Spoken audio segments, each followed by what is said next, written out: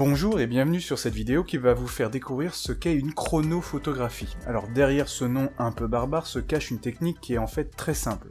En effet, une chronophotographie est une technique qui permet d'étudier des mouvements en le décomposant en plusieurs images. Pour réaliser une chronophotographie, il suffit de photographier avec un appareil fixe à un intervalle de temps régulier un objet en mouvement. Par exemple, un appareil photo prend une photographie toutes les secondes ou toutes les 0,1 secondes d'un ballon. Sur la première photo, l'objet est ici.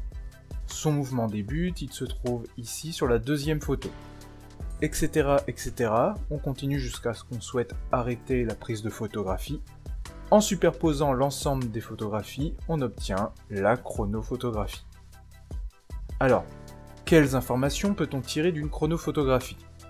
On peut extraire deux informations sur le mouvement d'une chronophotographie. Tout d'abord, on peut étudier la trajectoire de l'objet. Pour rappel, la trajectoire d'un objet est l'ensemble des positions occupées par l'objet au cours de son mouvement. Sur une chronophotographie, il suffit de relier les différentes positions de l'objet pour obtenir sa trajectoire. Si la trajectoire obtenue est une droite, on a alors un mouvement rectiligne.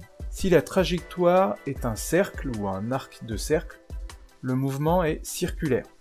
Enfin, si la trajectoire est une courbe, donc ni une droite, ni un cercle, ni un arc de cercle, le mouvement est curviligne. La deuxième information que l'on peut retirer d'une chronophotographie est l'évolution de la vitesse. Si la distance entre chaque position de l'objet sur la chronophotographie est constante, cela signifie que la vitesse est constante elle aussi.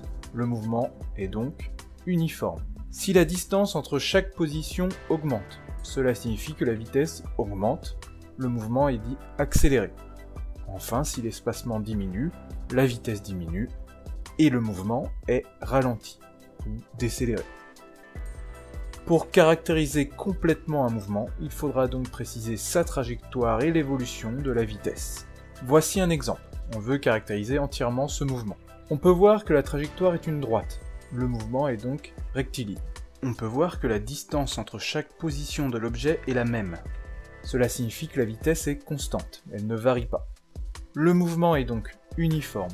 On dira donc, pour caractériser complètement ce mouvement, que le mouvement est rectiligne et uniforme. C'est tout pour cette vidéo. Entraînez-vous maintenant à exploiter différentes chronophotographies pour étudier des mouvements.